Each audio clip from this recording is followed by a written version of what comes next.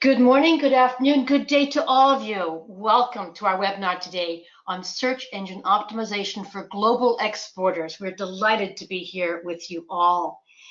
So just a few minutes before we actually get into the meat of the webinar today, first of all, obviously we want to welcome you all. And we have a few a few notions of housekeeping before we actually start. So on the next slide, we'll see. Hold on, let's just get to the next slide. There we go. Next slide, here we go. As you can see, this is part of a series of webinars, and our webinars now have been going now for about 4 years. Well, it's amazing, I can see both slides at once. But on today's webinar, in terms of housekeeping, we have the webinar is about 45 minutes long. There will be 3 polls during the webinar, and I'd love it if you could participate in those polls and get your mouse ready and respond. That would be fantastic. During the webinar, we'd love it as well as if you could drop us any communications, any questions that you have, and into the chat box. We will get to questions at the end of the webinar. Finally, at the very end of this webinar, we will be having a survey. I apologize at the moment. We've got some technical issues, but we're getting there slowly. Anyway, we do have a survey at the very end of this webinar. And at the moment, we don't seem to have any slideshow. Where's our slideshow gone?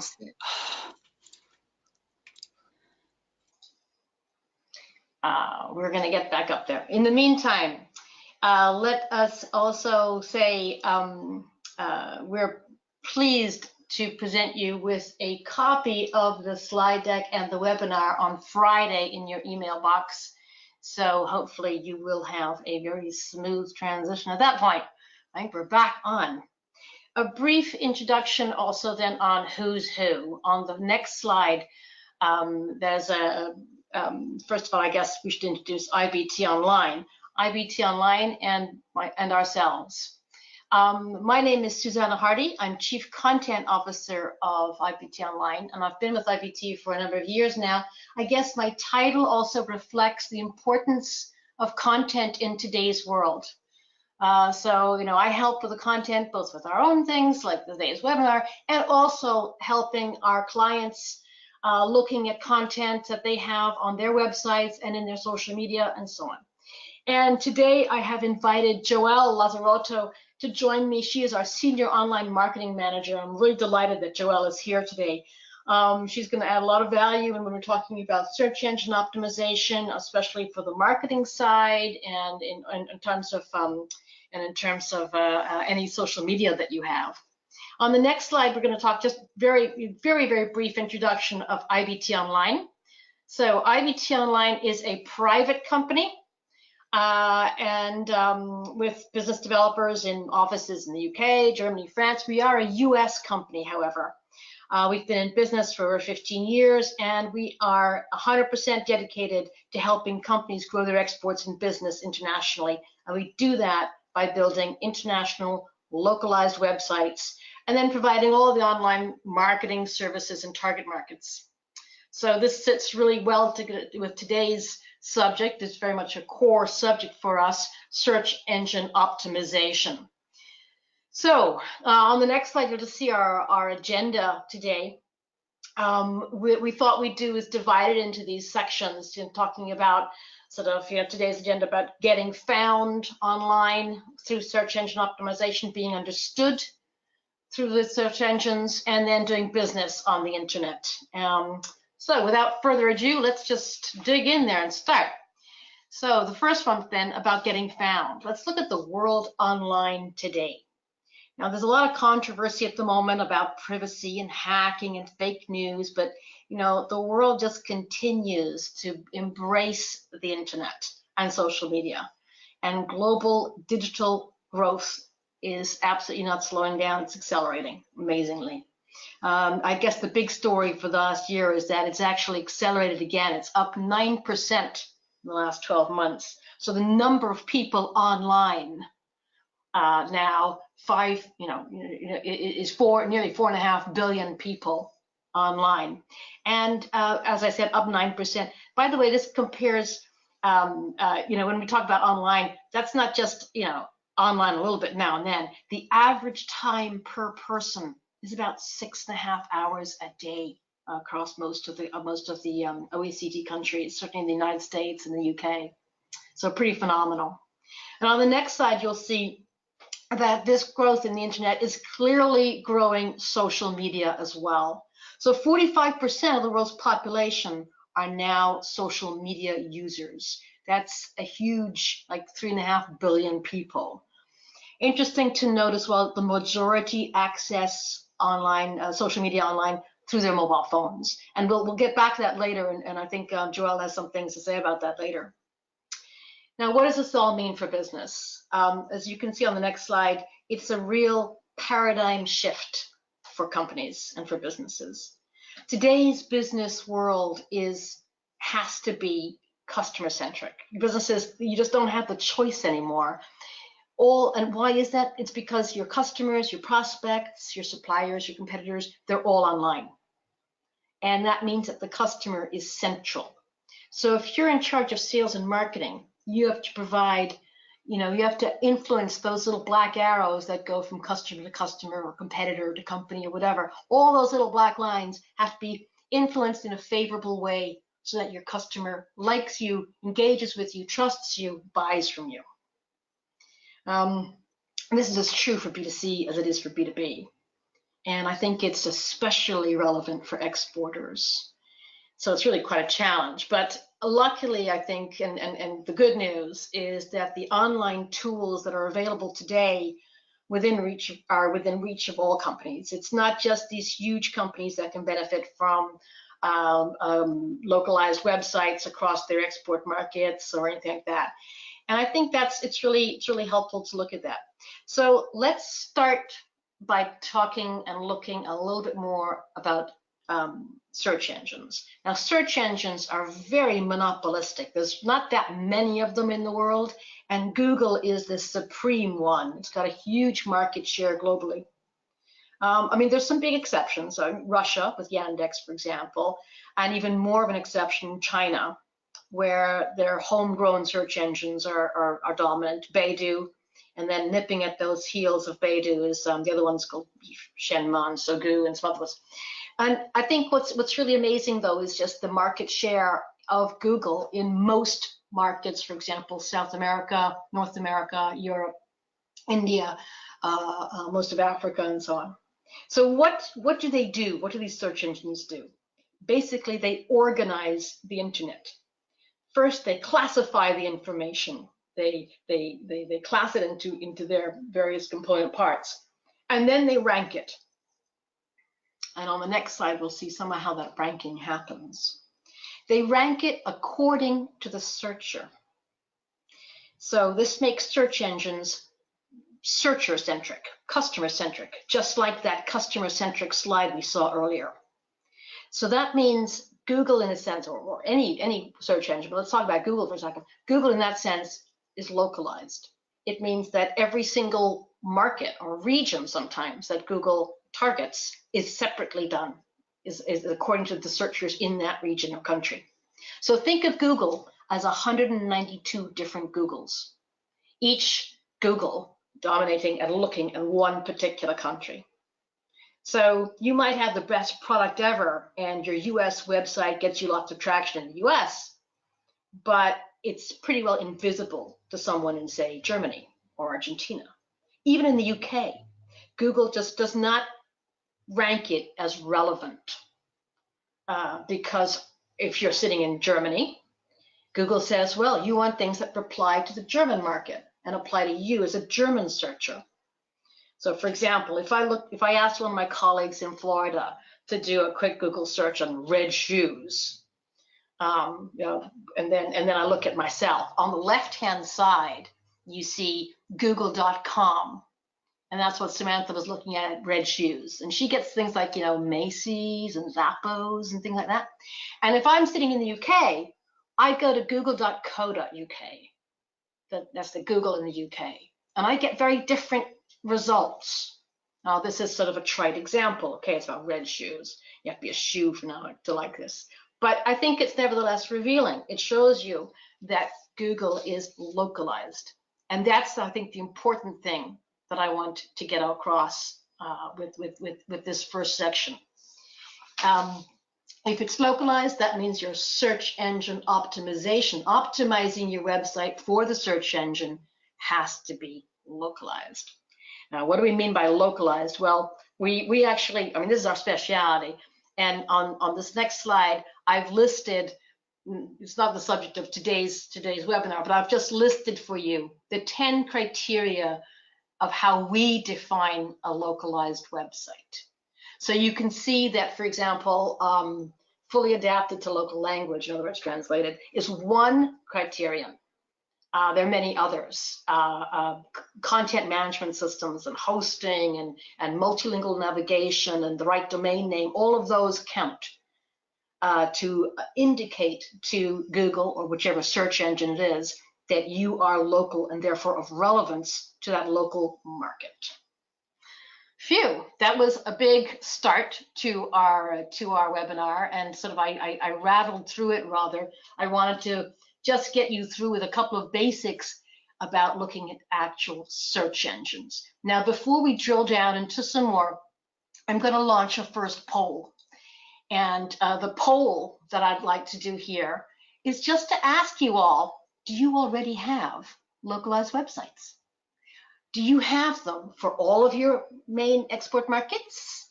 A few? Only for your home market? Are you thinking about it?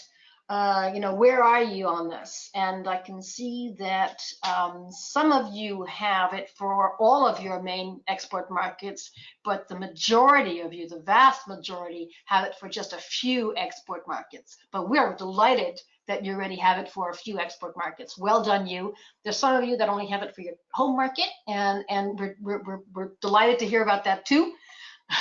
And we hope we can help you on that. But thank you very much for responding on that first poll. There will be 2 others later. So I'm going to close that poll and go back to our, localization slide. And now let's talk a little bit about, as it were, the techie stuff, the how to get understood on all of this. Right. On the next slide, here we go. On the next slide, I really just wanted to put in terms of like being understood. Why is it important to be understood? And for us, it's, I think, really important also just to allow you to build trust. Really, being understood is not just verbally being understood. It's about feeling relevant, feeling culturally appropriate for all of your for your customers. And so being understood is more than just the translation of the words. It means that you've got the right keywords, for example. It means that you have the absolutely faultless translation. It also means that you're digitally recognizable. In other words, if your client in a different market is looking for you on a mobile phone, that you're mobile enabled, that you have the right domain names, that they recognize as a local domain name. So it's not just a .com. If you're looking at a Mexico market, your search engine, for example, will be Google, and your domain name will end with MX for Mexico, or .co.uk for the UK. So all these build recognition and understanding from a user experience point of view. There we go. So then, you know, think of your website really as your main sales and marketing tool. After all, it's really the first place that any new prospective client is going to go and check you out. So really a lot's got to go into that website to help you build the trust that you need for the buyer's journey. And this is some of those aspects that are. We won't go into the tech side in detail. That's part of a different webinar that we've done. But these are the key things that I wanted to show you all. The next thing that I thought would be important to show you all also were some of the more techie parts, just to highlight. The one is about content management systems, and the other is about hosting. And these are also important. Content management systems, you probably all know, it's like WordPress or Drupal, but there's lots and lots of different ones. And one of the mistakes that's international companies sometimes make if they're looking at going internationally with their website is to not do enough work about which content management system to choose. Some of them are not great at being multilingual navigational sites, and that will really disturb any search engine. So you're really, handicapping yourself right from the start in terms of your optimization if you haven't got the right content management system. Equally, hosting is something that is increasingly important for search engines. Hosting is important for two reasons. One, it shows that you have a local presence. And two, if you're hosted locally, it means that your upload and download speeds are fast. And that's obviously very important for the user experience. And as you can see, 2 seconds is about all that Google is willing to tolerate. And again, this is something that's one of those hidden aspects of search engine optimization, which sometimes gets forgotten about. So obviously people like Google, companies like Google, have local hosting as a criterion for ranking. And many countries won't even let you have a local website unless you host locally. China, for example. So there you go. That hosting is definitely also giving you a local residence. On our next list of must-haves for international search engine optimization is digital compliance. This is really, really a big concern, an increasing concern. It should not be ignored. It is also, I think, a bit of a sort of tidal wave coming at the internet. And I would really urge you all to make sure that your international and domestic websites are digitally compliant. Some of the rules now coming in have real teeth, and the fines can be quite large. Top of that heap is the General Data Protection Regulation of Europe, of the EU, GDPR, which was introduced in May 2018. And it's a very important one. It's probably the top of the standards, and many other countries are looking to imitate or emulate it. Know that for the United States, California has introduced its own digital compliance. Takes effect as of January 2020, and it's called the California Consumer Privacy Act, CCPA. Again, if you are not compliant, then search engines will rank you down. So again, this is another part of search engine optimization, which you need to get right in order to have a good ranking from search engines, and also just from your user experience level. So that's one of the absolute keys. Right. Next slide. On the next slide, I think we can looking at some of the domain names. And I don't know if that's something, Joelle, you want to take on at this point? Absolutely. So thank you, Joelle. Next steps from here. So once we've done a little bit of research, we know we're digital compliant. So the next step for your international web presence would be to decide on your domain name. So there are actually quite a few choices on when we look at domain names, and we typically start by asking our clients about their priority markets, their target audience, their competitors even, and this will then help us determine whether we would be better off privileging a country targeting or maybe a language targeting style for our domain. And when I told you there were a lot of choices, I was not exaggerating. So this is just a little bit of an overview. So once you've decided your website strategy, so whether you'd like to focus on a specific country because you've seen really good returns from that country, there are distributors on place, or maybe be a little bit more language focused, then we can help you decide what kind of domain would work better for you. So the best option for SEO would actually be the first one. So using what it would be called a country code top level domain. So you see, for example, .de for Germany. So this would allow you to target all searches in Germany, and this is the country level. So this is best for search engine rankings, I mentioned, but it can be a little bit expensive and it must be maintained. So the next option would be to use a subdomain. So with a generic top level domain, for example, a .com, and then have, for example, here in the second example, if you want to target Spanish speaker in Germany, you can have a sub-level domain, es.yourbrand.de or es.yourbrand.com if you want to keep it a little bit more generic. The third option would be again here a subdomain with a generic top-level domain that will help you target specific regions. So this works really well in places like South America, for example, where it's very Google dominated and you have similar languages. So countries geographically and quite culturally close together. So we can have an example here of a practical example of one of our clients, Hague Quality Water, who they decided to use one website to target the whole of Latin America. So after talking with them extensively, understanding their needs and challenges, we decided to go for a .lat domain name, which could be cost effective and will allow them to get found in the entire region. So this was a technique where they wanted to keep a little bit more of an open approach.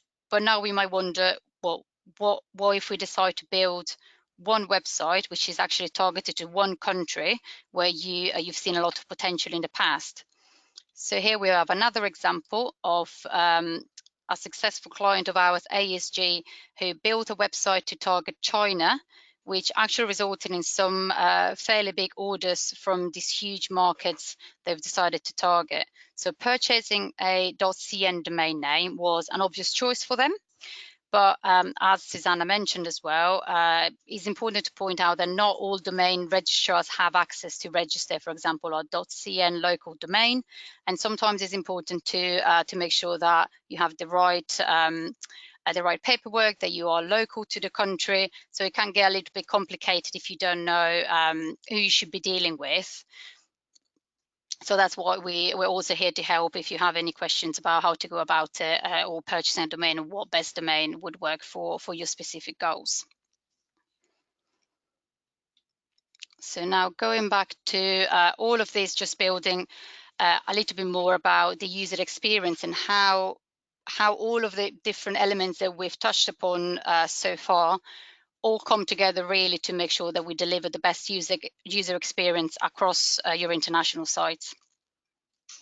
Joelle, terrific. Let's move on then about the user experience. I'm just going to do a quick one here. We just thought we'd take some screenshots of user experience in terms of mobile phones. User experience in terms of design is, again, that's the subject of a whole other webinar. I just wanted to point out a couple of major things when you're looking at international markets. And again, for search engines, it's really important. If you're looking at different languages, then you need to make sure of a couple of very basic things.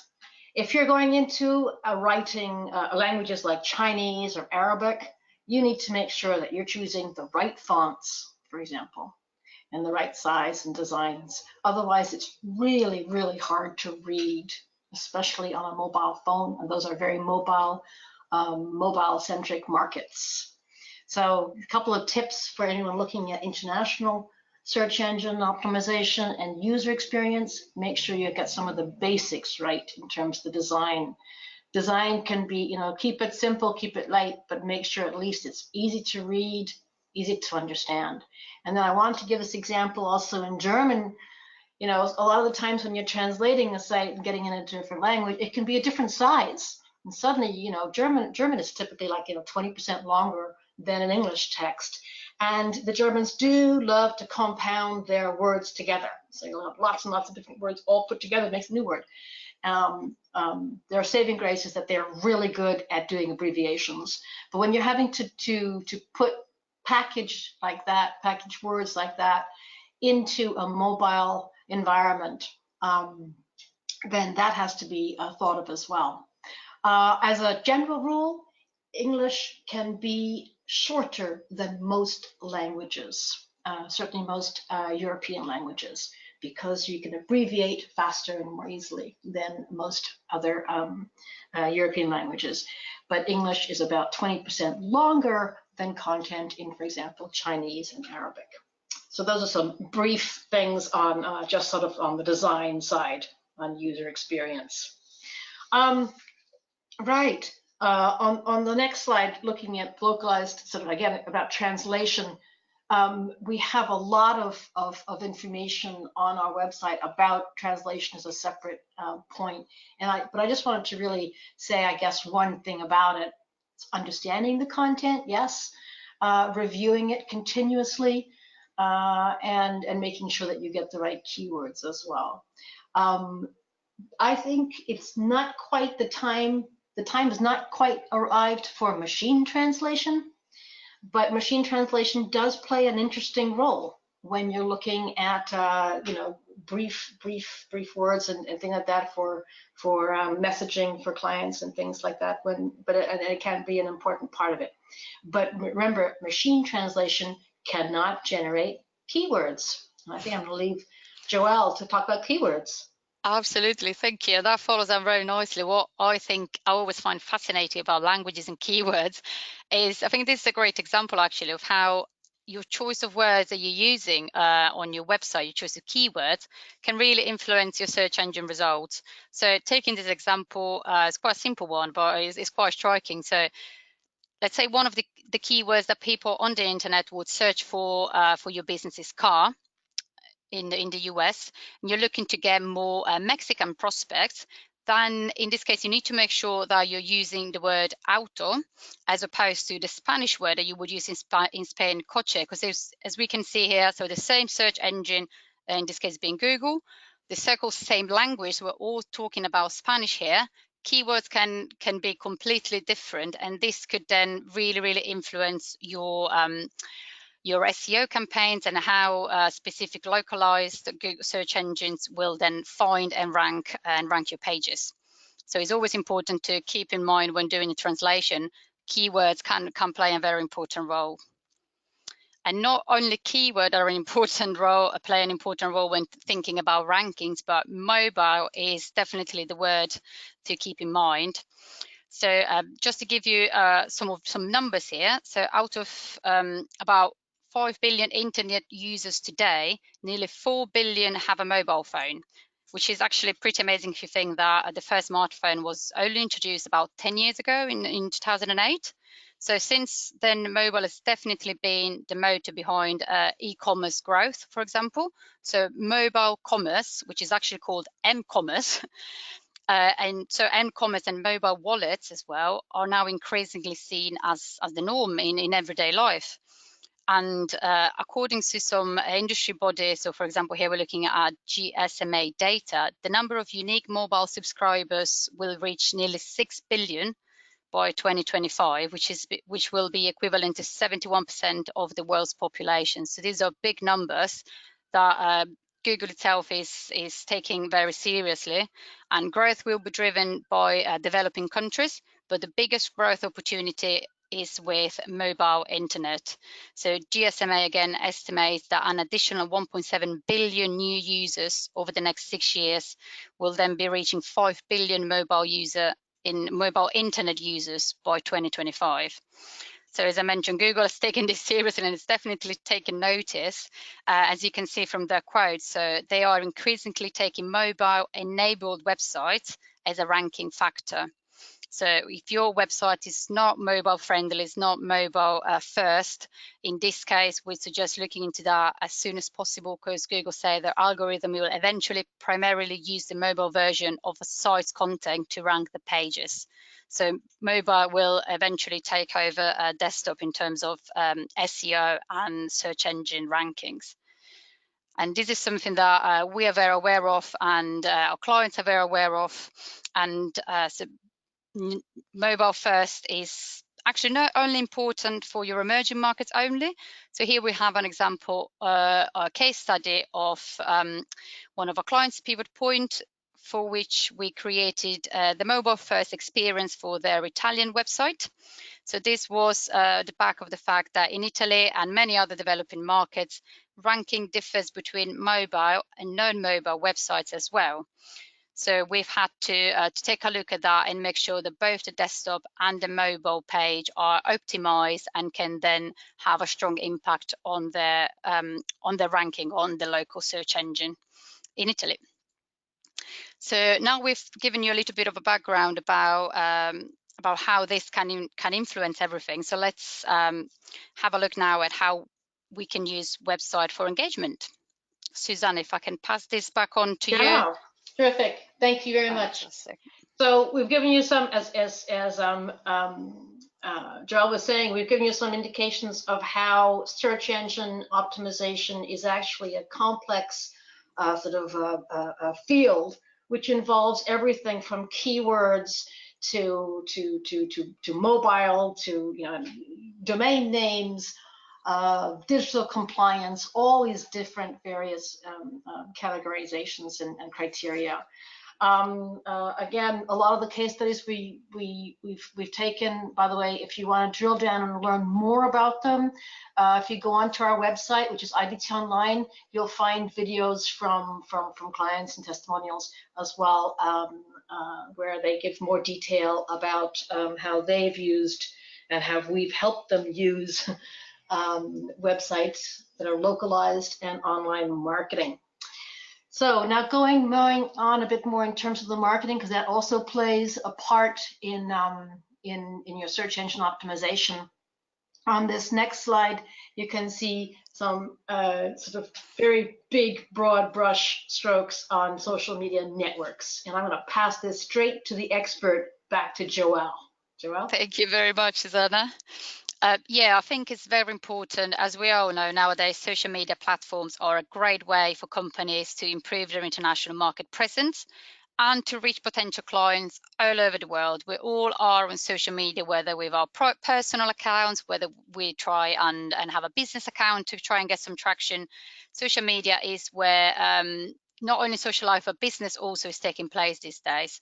So the main benefit of using social media for exporters is really simply to get your brand known. So new customers in an international market, for them to be able to buy your services or your products, they have to be aware that you're there and who you are and what you can offer them.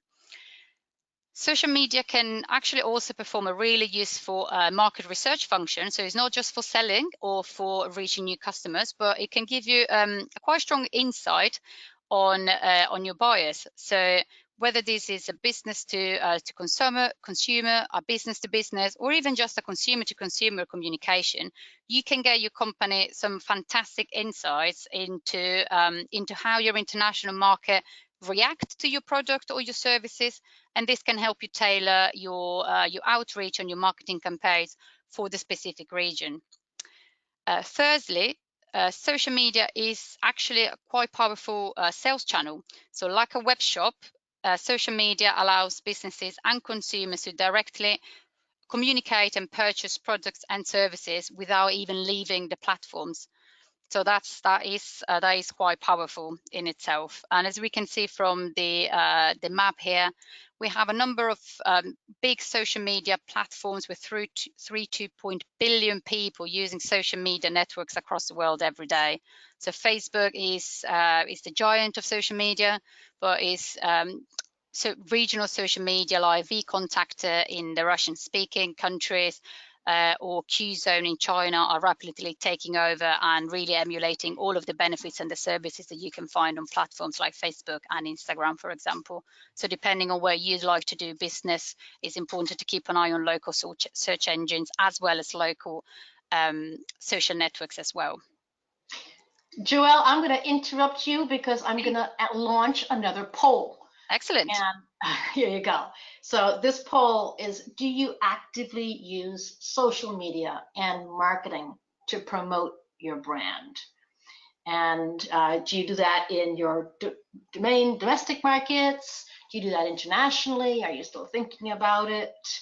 Well, this one's actually much more divided than the localized website. So some virtually everybody is domestically, but well, virtually everybody is doing social media.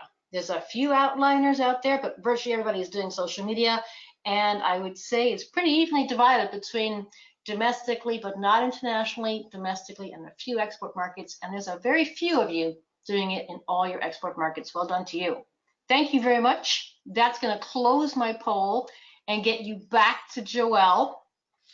And, ooh, flips back again. Here we go. 3.2. Okay, here we go. Next one.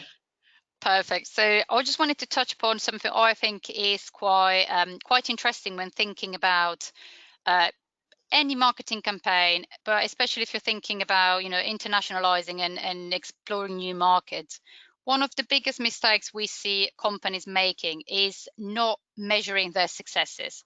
So what we would always suggest is to define your goal, choose your metrics, analyze your results, learn from it, and start again. So if you can measure your outcomes, then it means that you've set objective and thought about what your realistic goals could be. And this is maybe a difficult step at first, but it's very important to make sure that you have some clear goals and you've chosen your metrics depending on what you'd like to measure, so you can get some really good learning points that you can analyze and improve and optimize your objectives and your activities moving forward. So for international markets, this can be especially important as you build brand recognition, and the trust is so needed at this point in every step of your buyer's journey. So here we've given you a few examples of KPIs, or key performance indicators, that you could track. So you could see how many views your international website has had, some ad recalls, how many people recall seeing your ad or would act upon your call to action after seeing your ad, completion rate, so how many people have visited your website or have seen an advertisement and you do it, and they're then completing the action that you'd like them to do. Should they be get in contact with you, purchase anything, or maybe just complete a contact us form, or something that is a little bit more depending on the different parts of the funnel in terms of the buyer's journey. We can look at clicks, conversion, social sharing even. So it's important for your brand to see who shares your content on social media and how this can gain some organic traffic. Play rate, if you have videos on your website, how many times has it been seen, for how long, and so on and so forth. So there are a lot of different KPIs that can be tracked, but it's important to have a clear idea of what is important to you, how you're going to track them, and then what this will mean for you moving forward in your activities as well. Just going back again, talking about keywords optimization, we've mentioned social media, and keywords is actually very important when we're talking about social media in terms of international outreach. So getting the keywords right is still at the heart of everything we do in terms of SEO, and this also includes your social media platforms. So keywords have the potential to rank in your target markets, but then you might ask yourself, so what keywords would you like to get found for in your international markets? How do you go about finding your searchers' intent?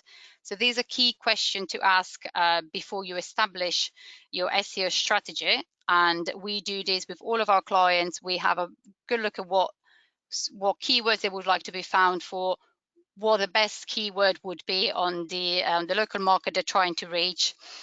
And you should know that even for markets speaking the same language, as we've seen with the Spanish examples, users with similar needs might be searching for completely different queries. So here is just an example of how keywords are important in social media as they are in website optimization.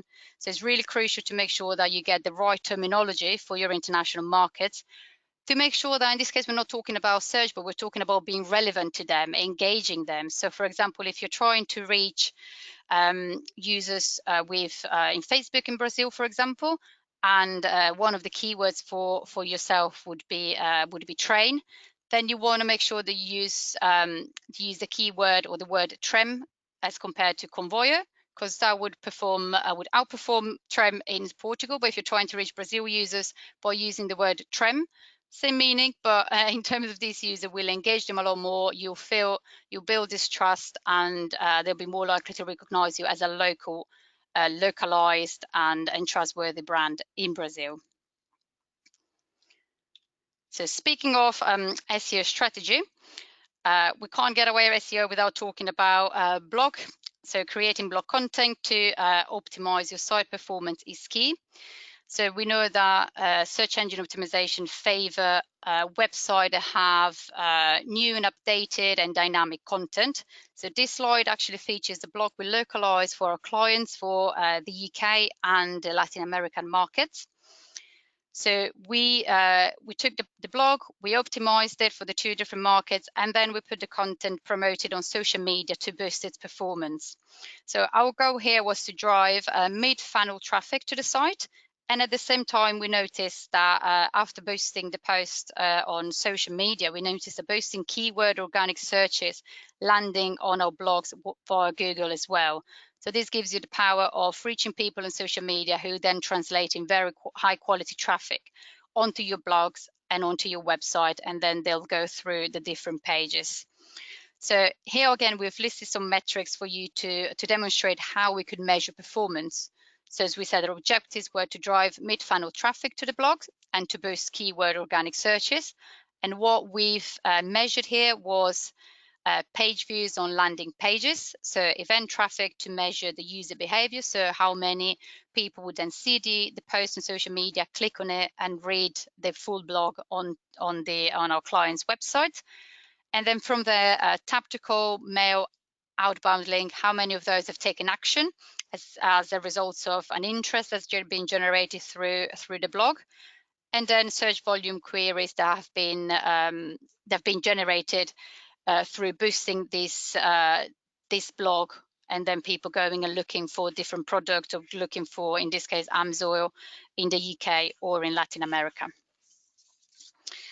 A similar example, but slightly different target in this case. So if your brand is still getting known in your new target market, then in this case, you should create what we'd call a top funnel content to drive targeted traffic to your website, which will then help build up pixel audience and then retarget to those users that have expressed initial interest in your business and your products.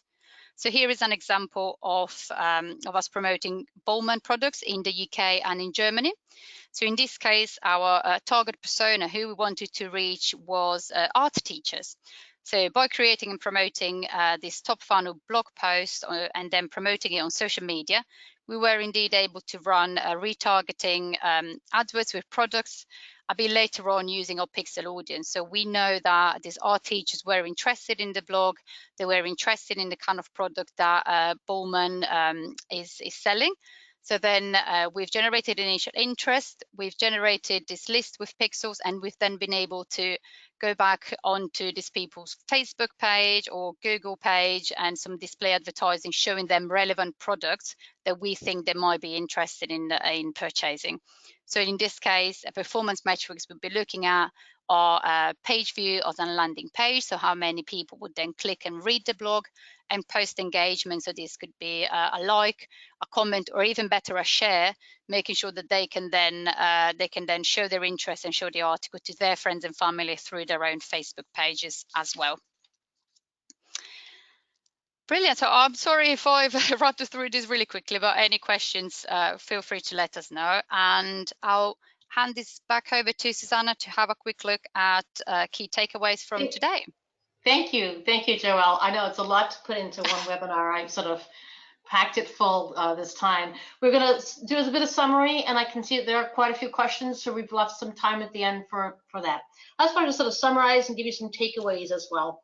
I guess from our point of view, there's some key messages here. The first is simply that if you're serious about exporting internationally, you need localized websites.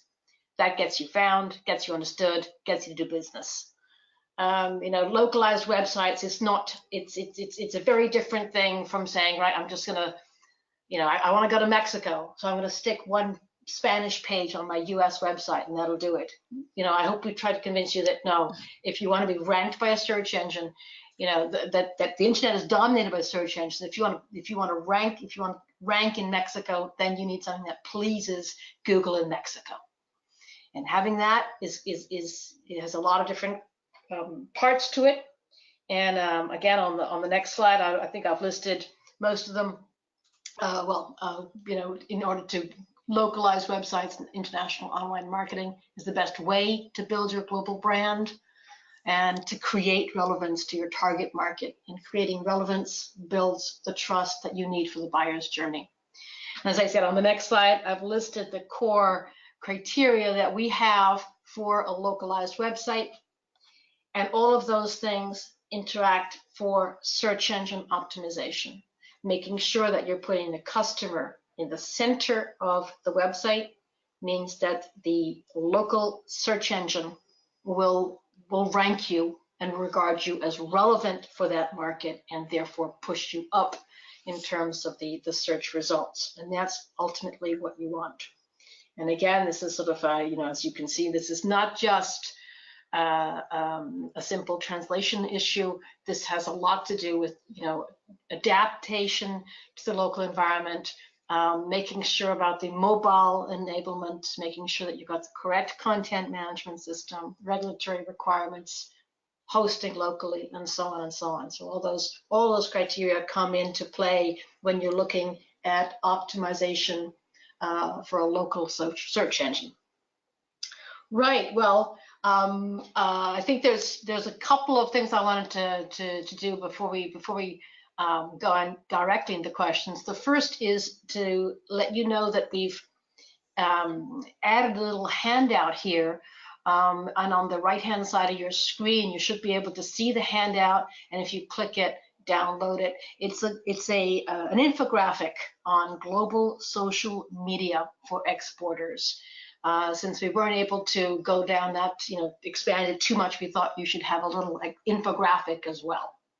Now, this brings me then to the question time, and we do have a little bit of time for questions. One of the first ones I'm going to answer, I think I'll take, if that's okay, Joelle. It's about content management systems. There are two questions on this from the audience. One is about WordPress, and one is about our preference. We don't have, well, we have several preferences. We don't have a single preference. We work in a lot of different content management systems, including WordPress.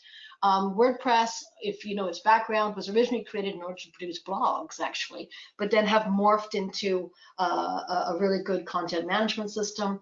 And they are now very good internationally for multilingual sites. We do an awful lot of sites every year in WordPress. Some of the other of our favorites are Expression Engine, and we use a lot of Magento as well for any e-commerce sites or that. So those are the big names but we've used others as well. But those are probably our top three in terms of content management systems. And just to answer the question directly about WordPress, as I said, yes, it is good at multilingual sites. So Joelle, here's one for you. A question for you about videos. Do videos help me with ranking with search engines? That's for you, Joelle. Okay, sure. Well, I think most of us know that, well, search engine algorithm, which keep changing nearly every other day, are now increasingly prioritizing websites with video content. So in short, yes, it does help your ranking. However, after all, video alone won't be your website saving grace, so to speak. So video gives you a boost in ranking, which allows more people to see your site, which means more people will click on your link, but ultimately they won't actually stay on your site very long if your the rest of your on-page content isn't high quality, isn't relevant to the search, isn't in a language or in a specific dialect that they can truly understand and read. So it's great to hear that you're thinking about internationalizing your videos. We feel that it's always cost efficient to reuse this content, translate subtitles and use keywords, but don't rely ultimately don't rely uniquely on videos to improve your page rankings. Video do help, but they're not the only thing that we should take into account when looking at the user experience. And just a quick side note, if you're looking at exporting into China, so China is a little bit different. So as we've seen with social media, Beidou operates a little bit differently, and YouTube is actually banned in China. So if all of your video libraries on YouTube, we'll probably have to look into translating that in another format, but this could be a whole separate conversation. So if you have any question on that, please feel free to email Susanna or myself, and we'll be more than happy to discuss further. Thanks, Joelle. I'm going to take the next question. It's a very straightforward one. It's basically about hosting internationally. Is hosting internationally safe? Yes, is the quick answer. The reason is that I mean, for example, what we use these. They're very large companies.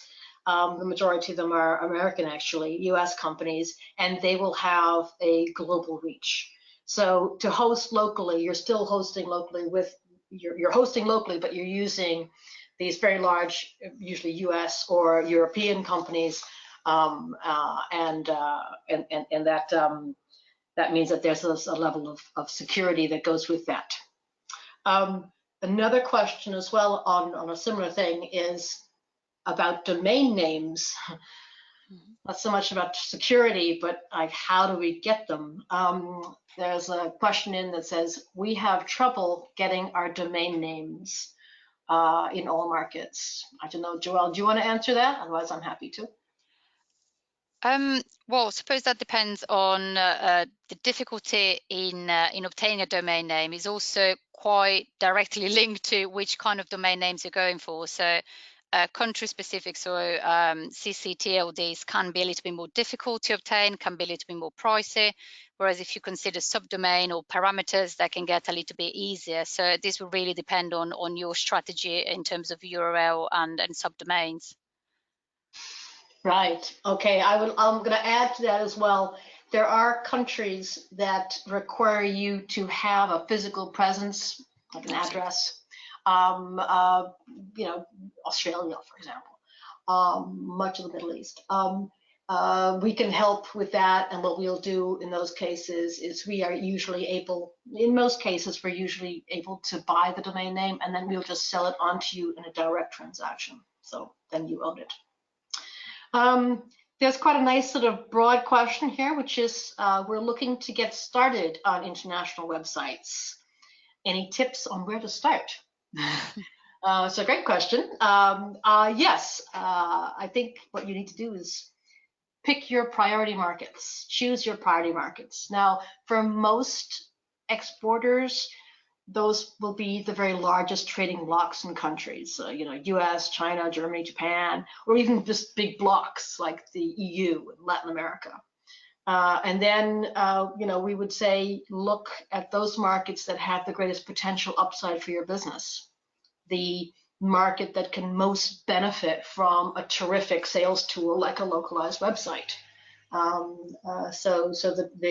For our point of view, if you're looking to get started, choose your priority markets, and then look to see where the fastest and best returns come for that.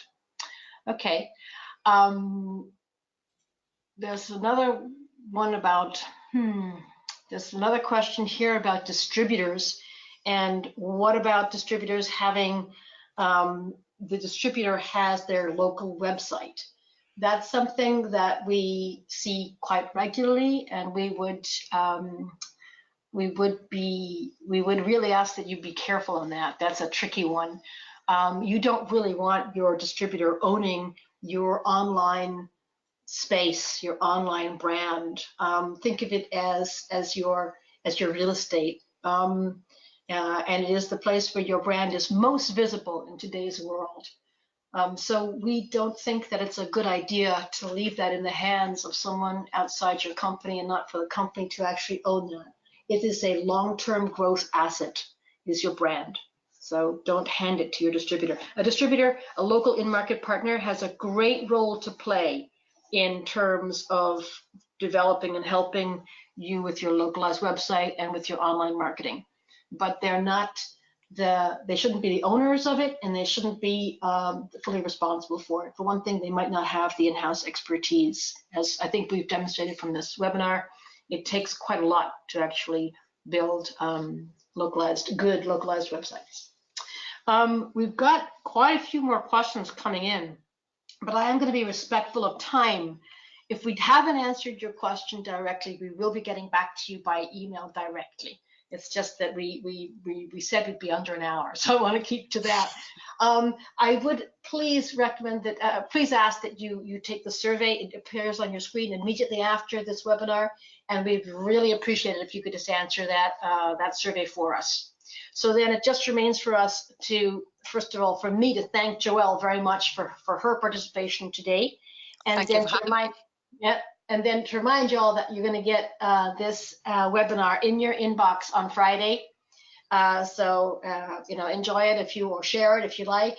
Get back to us if you have further questions or requests, and answer our survey. Happy exporting, everybody. Thank you very, very much for being there with us today, and see you online. See you exporting. Happy exporting. Bye-bye.